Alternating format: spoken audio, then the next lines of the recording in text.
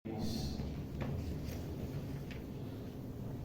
की आखिरी आयत, आप सफ़े की आखिरी लाइन सूरह बकरा की आयत नंबर 177। अऊज़ु बिल्लाहि मिनश शैतानिर रजीम। बिस्मिल्लाहिर रहमानिर रहीम।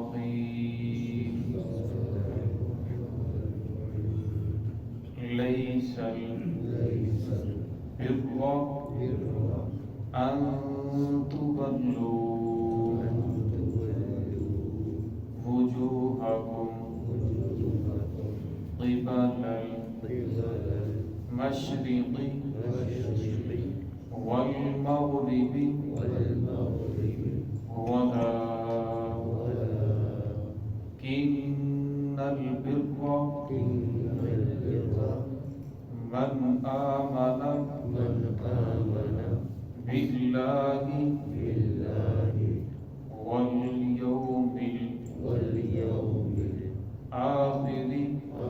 बिर्रा मन आमन बिल्लाहि वल यौमिल आखिरि वल मलाइकति वल किताबि वन नबिय्यीन व आतल माल अला हुब्बिही ज़विल क़ुर्बा वल यतामा वल मसाकीन वब्नस सबीली वस्साइलीन वफ़िर रिक़ाब वअक़ामस सलाता वआतज़ ज़कात वल्मूफ़ून बिअहदिहिम इज़ा आहदू वस्साबिरीन फिल बअसाइ वज़्ज़र्राइ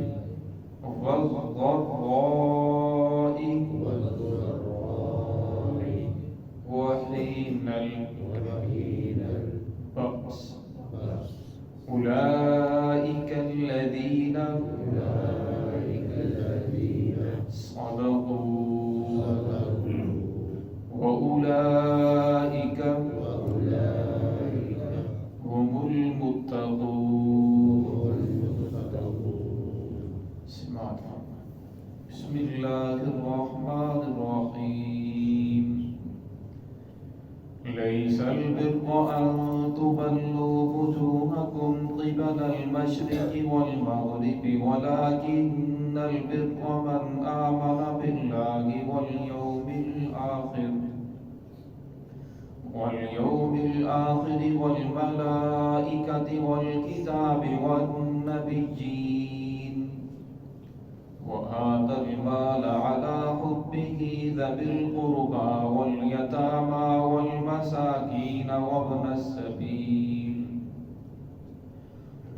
السبيل والسائلين وفي الرقاب وأقام الصلاة وآتى الزكاة والموفون بعهدهم إذا عاهدوا والصابرين في البأساء والضراء وحين البأس أولئك الذين صدقوا وأولئك هم المتقون।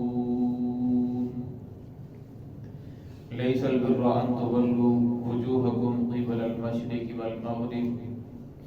नेकी सिर्फ यही नहीं है अन तुवल्लू, ये कि तुम फिरो अपने चेहरे को मशरक और मगरब की तरफ। वलाकिन्नल बिर्रा मन आमना, लेकिन नेकी اس شخص کی ہے من آمنا جو ایمان لے کر آئے باللہ کی اللہ رب العزت پر والیوم الآخری اور آخرت کے دن پر والملائکتی اور فرشتوں پر والکتابی اور کتابوں پر والنبیین اور تمام کے تمام نبیوں پر وآت المال علی حبہ ذوی القربى اور عطا کرے مال علی حبہ اس کی محبت پر ذوی القربى قریبی رشتہ داروں کو والیتامی یتیموں کو والمساکین اور مسکینوں کو وابن السبیل اور مسافروں کو والسائلین اور سوال کرنے والے مانگنے والوں کو وفی الرقاب اور گردن کے چھڑانے میں واقام الصلاۃ اور نماز قائم کرتا ہے وآت الزکاۃ اور زکوٰۃ ادا کرتا ہے والموفون بعہدہم اذا عاہدوا اور اس وعدے کو پورا کرتا ہے جب وہ وعدہ کرتا ہے والصابرین فی البأساء اور صبر کرنے والا ہے تنگی میں والضراء اور تکلیف میں وحین البأس اور جس وقت وہ جنگ میں ہوتا ہے لڑائی میں جہاد میں اولئک الذین صدقوا یہی وہ لوگ ہیں جو سچے ہیں واولئک هم المتقون اور یہی وہ لوگ ہیں جو پرہیزگار ہیں۔ گزشتہ آیات کے اندر تحویل قبلہ کا تذکرہ ہوا اور پھر اللہ رب العزت نے 4 رکوعوں کے اندر پھر آگے بھی کئی جگہ پر اس کا تذکرہ ہوا۔ ہمارے ہاں نیکی کا ہر آدمی کا ایک معیار ہے۔ کچھ لوگوں نے نیکی کو صرف یہ سمجھ لیا کہ کسی کو دھوکہ نہ دو، جھوٹ نہ بولو، کسی کے ساتھ فراڈ نہ کرو، اور صرف انہوں نے اسی کو نیکی سمجھ لیا۔ وہ کہتے نماز پڑھو نہ پڑھو، روزہ رکھو نہ رکھو، قرآن پاک کی تلاوت کرو، انہیں اس سے کوئی فرق نہیں پڑتا۔ ان کے ہاں نیکی کا معیار صرف یہ ہے کہ کسی کے ساتھ فراڈ نہ کرو، کسی کو دھوکہ نہ دو، کسی کے ساتھ جھوٹ نہ بولو۔ انہوں نے صرف نیکی کو یہی سمجھ لیا۔ دوسرا طبقہ ہے جو چوری چکاری کے اندر بھی مشغول ہے، بدماشی، چوری ڈاکہ زنی اس کے اندر مبتلا ہے، لیکن نیکی وہ بھی کرتا ہے۔ اب ان میں سے کچھ لوگ ایسے ہیں جو بیواؤں پہ خرچ کر رہے ہیں، یتیموں مسکینوں پہ خرچ کر رہے ہیں۔ انہوں نے صرف نیکی کو یہی سمجھ لیا کہ کوئی بات نہیں، ہم چوری کرتے ہیں تو کوئی بات نہیں، ہم اللہ نیکی بھی کر رہے ہیں، اللہ نے ہمیں تو نیکی کی توفیق بھی عطا فرمائی ہے۔ اور کچھ لوگ ایسے ہیں کہ جنہوں نے چھوٹے چھوٹے مسئلوں کے اندر تو اختلاف ڈال دیا کہ یہ چیز حرام ہے، فرمایا مچھروں کے اندر تو اختلاف کر رہے ہیں لیکن اونٹوں کو ہضم کرتے چلے جا رہے ہیں، اور چھوٹی چھوٹی باتوں کے اندر اختلاف اور بڑے بڑے کاموں کو دیکھتے نہیں۔ سودی کاروبار کر رہے ہیں، سود کے اندر ملوث ہیں، لیکن چھوٹے چھوٹے کاموں کے بارے میں وہ لوگ آپس کے اندر جھگڑے کے اندر مبتلا ہیں۔ فرمایا نیکی صرف یہی نہیں ہے۔ کچھ لوگ ایسے ہیں جو اس نیکی کے صرف ظاہر کو دیکھ کر اس کے اندر جھگڑے کے اندر مبتلا ہو گئے۔ فرمایا نیکی صرف یہی نہیں ہے کہ قبلے کی طرف منہ کر لیا، مشرق کی طرف منہ کر لیا، مغرب کی طرف منہ کر لیا، پہلے مشرق کی طرف چہرہ تھا اب مغرب کی طرف کر لیا، یہ دیکھو یہ کیسا نبی ہے، روز بروز اس کا دین بدل رہا ہے۔ فرمایا ایسی بات نہیں ہے۔ نیکی صرف یہ نہیں بلکہ یہ تو اللہ رب نے ایک سمت مقرر فرمائی ہے۔ پہلے اللہ رب العزت تو ہر جگہ موجود ہے، وَلِلَّهِ فِي الْمَشْرِقِ وَالْمَغْرِبِ، اللہ تو مشرق میں موجود ہے، مغرب میں موجود ہے، شمال میں موجود ہے، جنوب میں موجود ہے۔ یہ جو مقرر کیا گیا کہ کعبۃ اللہ کی طرف چہرہ کرو، یہ تو صرف اس لیے تاکہ لوگوں کے اندر یکجانگی وحدانیت پیدا ہو جائے کہ مسلمانوں کے اندر یکجانگی تمام کے تمام ایک طرف چہرہ کرنے والے ہو جائیں۔ ایسا نہ ہو کہ اسلام لوگوں کو تو وحدانیت کی دعوت دے، تبلیغ کرے، اور خود کسی کا مشرق کی طرف چہرہ ہو، کسی کا مغرب کی طرف، کسی کا شمال کی طرف، کسی کا جنوب کی طرف۔ فرمایا اسلام نے صرف اس وجہ سے اس کو مقرر فرمایا ہے، اور یہ ہرگز بات نہیں ہے کہ اللہ رب العزت کی ذات صرف کعبۃ اللہ کے اندر موجود ہے، کسی اور جگہ اللہ موجود نہیں۔ فرمایا اللہ رب العزت کی ذات ہر جگہ موجود ہے۔ اور پھر فرمایا نیکی یہ نہیں فرمایا کہ یہ نیکی نہیں ہے، فرمایا نیکی صرف یہی نہیں ہے، فرمایا نیکیاں اور بھی ہیں۔ نیکی اصل کے اندر یہ ہے وَلَٰكِنَّ الْبِرَّ مَنْ آمَنَ، اس شخص کی جو ایمان لے کر اللہ رب العزت پر۔ نیکی کی بنیاد اور جڑ وہ ایمان ہے۔ جس آدمی کے دل کے اندر ایمان ہی نہیں ہے تو فرمایا اس کی نیکی وہ جتنا بھی نیک عمل کرتا ہے، فرمایا اس کا اجر اس کو دنیا کے اندر ملتا ہے، آخرت کے اندر اسے کوئی اجر نہیں ملے گا۔ اب ہندو ہیں، کافر ہیں، وہ بھی کتنے رفاع عامہ کے کام کرتے ہیں، کسی نے ہسپتال بنایا ہے، کسی نے مسافر خانہ بنایا ہے، کسی نے کوئی اور ایسا کام رفاع عامہ کا شروع کیا ہے، لیکن ان کو جو اس کا اجر ہے دنیا کے اندر ملے گا، آخرت کے اندر نہیں ملے گا۔ لیکن مومن کو دنیا کے اندر بھی اجر اللہ رب العزت فرماتے ہیں اور آخرت کے اندر بھی ملے گا۔ فرمایا سب سے پہلے جو جڑ ہے، بنیاد ہے، وہ ایمان ہے۔ اور پھر فرمایا وہ نیکی کرتا ہے من آمن باللہ، اللہ رب العزت کی ذات پر ایمان لانے والا ہے۔ نیکی کرنے کے بعد اس کا اجر و جو ثواب ہے وہ کہتے ہیں مجھے اللہ رب العزت کی ذات نے عطا کرنا ہے، کسی آدمی سے اس کی امید وابستہ نہیں کرتا۔ والیوم الآخر، اور پھر وہ آخرت کے دن کے اوپر ایمان بھی رکھتا ہے کہ میں نے مرنا ہے، مرنے کے بعد اٹھنا ہے، اللہ رب العزت کے ہاں میری پیشی ہوگی. یہ نہیں کہ دنیا کے اندر آیا، بچپن تھا، جوانی ہے، کمانا شروع کر دیا، شادی ہوئی، بچے پیدا کیے اور اسی طرح مکان بنایا، کوٹھی بنائی، بنگلہ بنایا، دنیا کے اندر شہرت حاصل کی اور پھر دنیا سے چل بسا. میں تیرا کام صرف یہی نہیں ہے بلکہ دنیا کے اندر تجھے ایک مقصد کے لیے بھیجا ہے. دنیا سجن المؤمن و جنت الکافر. فرمایا دنیا مومن کے لیے قید خانہ ہے، کافر کے لیے جنت ہے. یہ تیرے لیے آزادی کی جگہ نہیں ہے. وما خلقت الجن والانس الا لیعبدون. میں نے جن اور انسانوں کو اپنی عبادت کے لیے پیدا فرمایا. دنیا کے اندر انسان رہنے کے لیے نہیں آیا بلکہ یہاں تو انسان مسافر ہے. الدنیا مزرعۃ الآخرہ. فرمایا دنیا آخرت کی کھیتی ہے، جو بیج بوؤ گے وہی کاٹو گے. دنیا کے اندر جو نیک اعمال کر کے جاؤ گے آخرت کے اندر اس کا صلہ ملے گا. اس میں وہ آخرت کے دن کے اوپر ایمان رکھتا ہے کہ میں نے مرنا ہے اور مرنے کے بعد اٹھنا ہے، اللہ رب العزت کے ہاں میری پیشی ہوگی. اور اس میں والملائکۃ، اللہ رب العزت کے فرشتوں کے اوپر ایمان رکھتا ہے. قرآن پاک کے اندر 6 فرشتوں کے نام آئے ہیں، باقی فرشتوں کے نام نہیں آئے. اور فرمایا کتنے فرشتے ہیں اللہ رب العزت کے؟ اللہ رب العزت کو معلوم ہے. ہر انسان کے ساتھ دن رات میں 24 فرشتے ہوتے ہیں. 10 دن کو 10 رات کو جو انسان کی حفاظت کرتے ہیں، اور 2 کرامن کاتبین نیکی اور بدی لکھنے والے 2 دن کو ہوتے ہیں 2 رات کو ہوتے ہیں. تو ہر انسان کے ساتھ 24 فرشتے ہیں جو انسان کی کچھ حفاظت کرنے والے ہیں، کچھ انسان کی نیکیوں برائیوں کو لکھنے والے ہیں. تو میں اللہ رب کتنے فرشتے ہیں اس کے اوپر ایمان لے کر کہ اللہ رب کے فرشتے ہیں وہ کتنے ہیں، وہ اللہ رب نے اس کا ہمیں مکلف نہیں بنایا. والکتابی، اور کتاب کے اوپر جو الف لام ہے یہ الف لام جنس کا ہے کہ جتنی بھی آسمانی کتابیں اتری ہم تمام کے تمام کے اوپر ایمان لے کر آتے ہیں، وہ برحق ہیں، وہ سچی ہیں.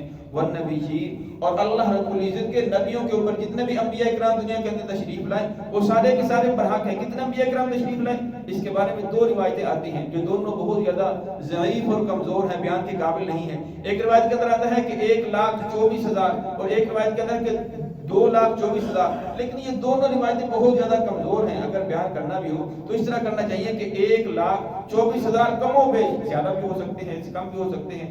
تو فرمایا انبیاء کرام تشریف لائے، اس کے اوپر ہی ہمارا ایمان ہے. پھر وآت المال علی حبہ، اور فرمایا پھر وہ آدمی مال کو خرچ کرتا ہے علی حبہ. ہاں ضمیر کا مرجع اکثر مفسرین یہی لکھتے ہیں یہ مال کی طرف لوٹ رہا ہے. انسان کو مال سے محبت بھی ہے. گھر کے اندر جانور ہیں، جانور سے بہت زیادہ محبت ہے. کھیتی ہے، مال و دولت ہے، اس سے بہت زیادہ محبت ہے. محبت ہونے کے باوجود پھر بھی اسے خرچ کرتا ہے اللہ رب العزت کے راستے میں.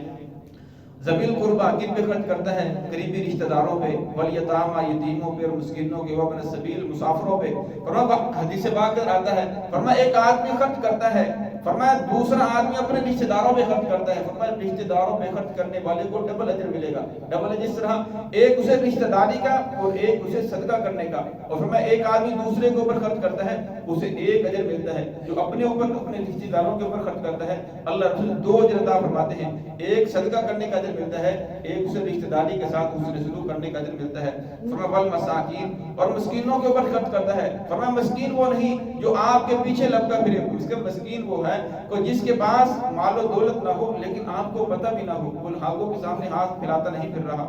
وابن السبیل، اور مسافروں کے اوپر بھی خرچ کرو. آج کل جو اکثر آپ نے دیکھا ہوگا کہ جب گاڑی سے آپ اترتے ہو تو کچھ لوگ کھڑے ہوتے ہیں بچے کو ساتھ لے کر کہ ہمارے تو پیسے نکل گئے، ہماری چوری ہو گئی، ایسے ہو گئی. تو اگر آپ کو واقعی محسوس ہوتا ہے کہ یہ آدمی پیشہ ور نہیں ہے، یہ آدمی کا یہ کام اس طرح کا نہیں ہے، تو پھر اس کی ضرور امداد کرنی چاہیے. اگر آپ کو پتہ ہوتا ہے کہ پہلے جب میں آیا تھا اس وقت بھی سے دیکھا تھا، اب بھی میں نے دیکھا اور بھی کئی مرتبہ دیکھا، یہ تو پیشہ ور ہے، پھر ایسے لوگوں کو نہیں دینا چاہیے. اگر آپ ایسے لوگوں کو دے رہے ہو تو پھر آپ ان کی تائید کر رہے ہو کہ آپ اس کام کے اوپر لگے رہو. بلکہ انہیں سمجھانا چاہیے کہ یہ کام اچھا نہیں ہے، آپ صحت مند ہیں اور آپ کو کوئی کاروبار کرنا چاہیے، محنت مزدوری کرنی چاہیے. وابن السبیل والسائلین، اور فرمایا سوال کرنے والے.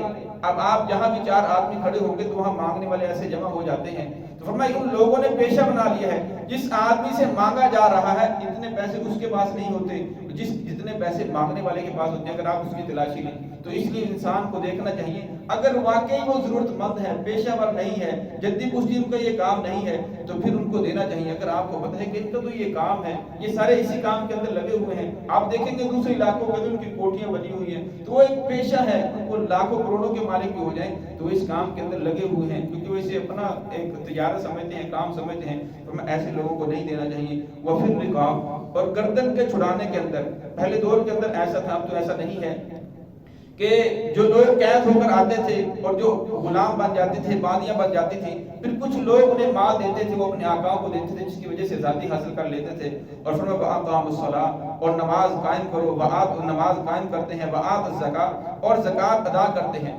اللہ رب العزت نے سب سے پہلے ایمان کا تذکرہ فرمایا، ایمان کے بعد پھر آخرت کا تذکرہ فرمایا، اور آخرت کے بعد پھر فرمایا وہ مال بھی ادا کرتے ہیں. یہاں زکوٰۃ کا علیحدہ تذکرہ فرمایا، اور اس کے بعد اس سے پہلے مال کا علیحدہ تذکرہ فرمایا. فرمایا صرف زکوٰۃ دینا یہی مال کی خیرات نہیں ہے، بلکہ اس کے علاوہ بھی، زکوٰۃ کے علاوہ بھی آپ کے مال کے اندر لوگوں کا حق ہے، تو وہاں بھی انسان کو خرچ کرنا چاہیے. اور پھر اللہ رب العزت نے یہاں مال خرچ کرنے کو نماز کے اوپر مقدم فرمایا ہے. ایک آدمی ہے بڑا نمازی ہے، نمازوں کے اس سے پاس انبار ہیں، لیکن ایک آدمی اس کے سامنے وہ سمجھتا ہے کہ یہ مشرک ہے، لیکن اس کا دل نہیں پسیتا، اس کا ہاتھ اپنی تجوری کی طرف نہیں جا رہا، اس کے اوپر خرچ نہیں کر رہا، تو فرمایا یہ بھی نیکی کے اعلیٰ معیار کو نہیں پہنچا. چوتھے پارے کی پہلی آیت ہے لن تنالوا البر حتى تنفقوا مما تحبون. فرمایا تم اس وقت تک نیکی کے اعلیٰ معیار کو نہیں پہنچ سکتے جب تک اپنی محبوب چیز اللہ رب العزت کے راستے کے اندر خرچ نہ کرو. اب فرمایا جو گھر کے اندر پھٹے پرانے کپڑے جو اپنے پہننے کو دل نہیں کرتا وہ صدقہ کر دو، جو چیز اپنے پاس رکھنے کو دل نہیں کرتی وہ صدقہ کر رہا ہے. فرمایا نیکی کے اعلیٰ معیار کو اس وقت ہی پہنچو گے جب محبوب چیز اللہ رب العزت کے راستے میں صدقہ کرو گے. تو صحابہ کرام پوچھے یا رسول اللہ میرے پاس تو یہ مال مجھے بہت زیادہ محبوب ہے، میں آپ اللہ کے راستے میں خرچ کرتا ہوں. تو آپ صلی اللہ علیہ وسلم نے فرمایا کہ جاؤ جو تیرے قریبی رشتہ دار ہیں، تیرے چچا زاد بھائی وہ بہت زیادہ غریب ہیں، ان پہ جا کر خرچ کر دو. تو فرمایا اللہ رب العزت آپ کو جنت کا اس کا اجر عطا فرمائیں گے. تو اشتیاق احمد رحمۃ اللہ علیہ وہ کہتے ہیں کہ میں نے جب یہ حدیث پڑھی کہ اپنے بھائی کے لیے وہی پسند کرو جو اپنے لیے پسند کرو، تو کہہ رہے میں بازار گیا، بازار سے جب میں سیب لے کر آیا تو جو گھر کے اندر خادمہ کپڑے دھونے والی تھی، تو میں نے وہ سیب جو سفید تھا وہ اٹھا کر اسے دینے لگا. پھر مجھے رسول اللہ صلی اللہ علیہ وسلم کا وہ فرمان یاد ہے جو میں نے صبح حدیث پڑھی تھی کہ جو اپنے لیے پسند کرو وہی دوسرے کے لیے پسند کرو. تو پھر کہنے لگے کہ میں نے سرخ سیب نکالا اور اس خادمہ کو دیا. اب حدیث پاک میں آتا ہے کہ رسول اللہ صلی اللہ علیہ وسلم جا رہے تھے، آپ صلی اللہ علیہ وسلم نے دو مسواکیں توڑی، ایک مسواک بالکل سیدھی تھی اور ایک ٹیڑھی تھی. تو آپ صلی اللہ علیہ وسلم نے جو ٹیڑھی مسواک تھی وہ اپنے پاس رکھی، جو سیدھی تھی وہ دوسرے صحابی کو دی. اور صحابی کہنے لگے یا رسول اللہ میرا دل چاہتا ہے کہ سیدھی آپ لیں. تو آپ صلی اللہ علیہ وسلم نے فرمایا کہ نہیں، جس طرح تیرا دل یہ چاہتا ہے اس طرح میرا دل بھی چاہتا ہے کہ میں سیدھی آپ کو ٹیڑھی اپنے پاس رکھوں. یہ رسول اللہ صلی اللہ علیہ وسلم کی سنت ہے کہ انسان جو اپنے لیے پسند کرے وہی اپنے مسلمان بھائی کے لیے پسند کرے. تو فرمایا یہاں اللہ رب العزت نے مال خرچ کرنے کو مقدم فرمایا. ایمان کے بعد انسان کو اس کا بہت زیادہ احتیاط کرنا چاہیے کہ رشتہ داروں کے اندر، ہمسائوں کے اندر کوئی ایسا تو نہیں ہے کہ جو رات کو بھوکا سو رہا ہے، جس گھر کے اندر فقر و فاقہ کے اندر مبتلا ہے لیکن وہ ہاتھ نہیں پھیلا رہا، کسی کو بتا نہیں رہا، خوددار ہے. فرمایا ایسے لوگوں کو تلاش کر کے ان کو دینا چاہیے. وَأَقَامَ الصَّلَاةَ، اور فرمایا پھر وہ نماز بھی قائم کرتا ہے، زکوٰۃ ادا کرتا ہے. تو یہاں زکوٰۃ کو اللہ رب نے علیحدہ فرمایا. فرمایا زکوٰۃ کتنی ہے؟ 100 روپے میں سے آپ نے 2.5 روپے اللہ رب العزت کے راستے میں صدقہ کرنے ہیں. 1 لاکھ میں آپ نے 2500 روپے اللہ رب العزت کے راستے میں صدقے کرنے ہیں. 40 ہے، 40 میں سے آپ نے 1 روپے اللہ رب العزت کے راستے میں صدقہ کرنا ہے. فرمایا اس صدقہ کرو گے تو اللہ رب العزت آپ کو بہت ساری آفات سے بچا لیں گے، تو آپ کا مال پاک ہو جائے گا.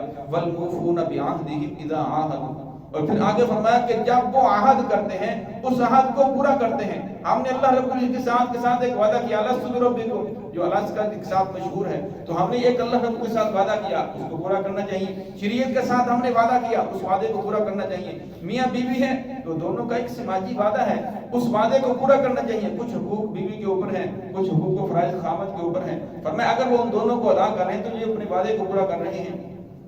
دنیا کے جتنے بھی معاملات ہیں، چاہے وہ سیاسی ہو چاہے وہ کاروباری ہو، وہ سارے معاہدے کے اوپر، وعدے کے اوپر چل رہی ہیں. فرمایا اگر انسان صرف اس کام کے اوپر عمل کرنا شروع کر دے جس کے ساتھ جو وعدہ کیا ہے اس وعدے کو پورا کرے، دنیا سے بہت سارے فسادات ختم ہو جائیں. اب یہ جو سیاسی حالات ہیں، سیاسی نظام ہے، وہاں بھی وعدے کے ساتھ کام چلتا ہے، ہم عہد ہی کرتے ہیں. کاروباری ہے وہاں بھی عہد کیا جاتا ہے، کسی کے ساتھ لین دین ہے، تجارت ہے، تو سارا عہد ہی ہوتا ہے. اگر اس وعدے کو پورا کیا جائے، عہد کو پورا جائے تو بہت سارے فساد ختم ہو سکتے ہیں. والصابرین فی البأساء والضراء وحین البأس، اور فرمایا پھر وہ صبر کرنے والے ہیں. یہاں جو سب سے بڑی نیکی وہ بیان کرتے، فرمایا اسلام کی سر بلندی کے لیے، علاء کلمت اللہ کے لیے، اللہ رب العزت کے دین کی سر بلندی کے لیے میدان جہاد کے اندر اترنا.